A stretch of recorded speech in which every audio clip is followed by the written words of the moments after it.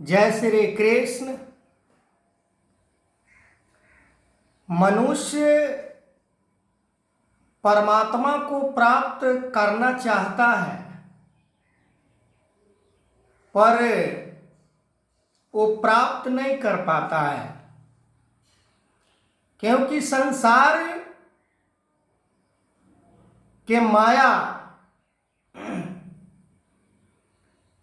संसार में वो कर्म और अकर्म में फंस जाता है। कर्म में अकर्म को देखना, अकर्म में कर्म को देखना, यानी समर्पण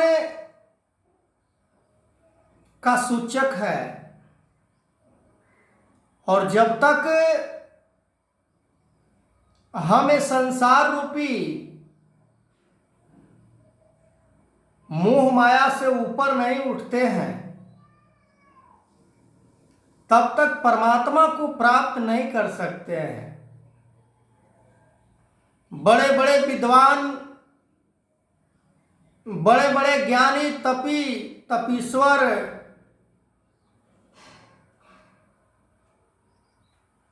को भी परमात्मा को प्राप्त करने में पसीना छूट जाता है।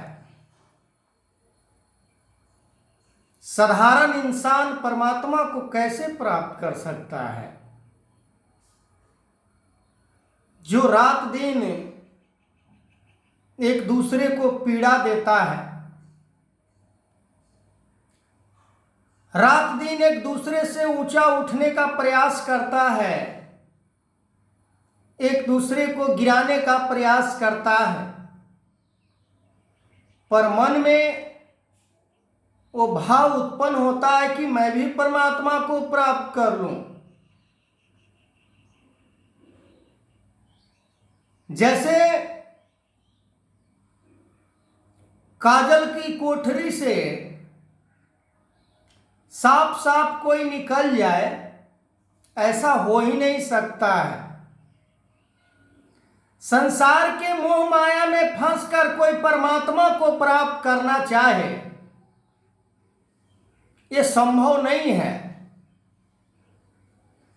परमात्मा को प्राप्त करने के लिए निर्लेप जीवन होना जरूरी है। मन के अंदर इतना बड़ा विष भरा हुआ है, और कोई चाहे कि मैं अमृत का स्वाद चख लूं, तो भला कैसे हो सकता है? परमात्मा को प्राप्त करना इतना आसान नहीं है। इसके साथ घुल मिल जाना पड़ेगा परमात्मा को प्राप्त करने के लिए, क्योंकि परमात्मा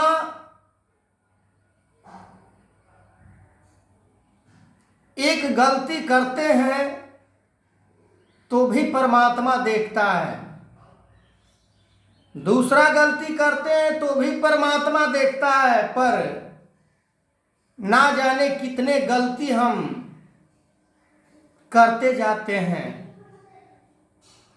अपने सुख सुविधा उपलब्ध करने के लिए दूसरों को दुख देना भी हमें पसंद है। अपने ऐश्वर्य आराम में जीवन जीने के लिए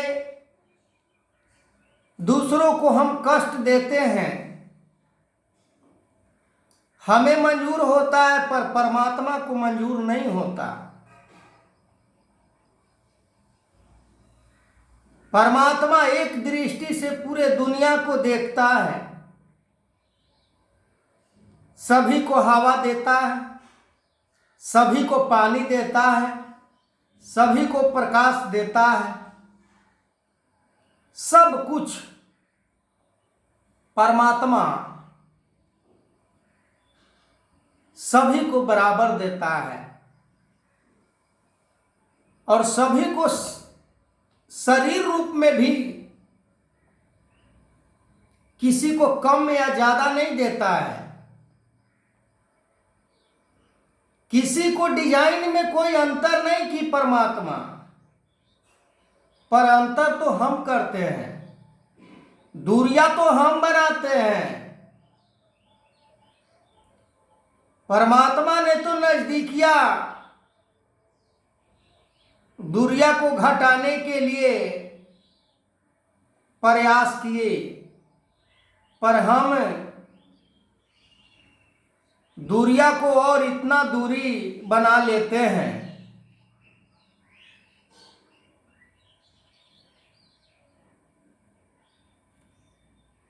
राष्ट्रपिता लकीर की बात किया करते हैं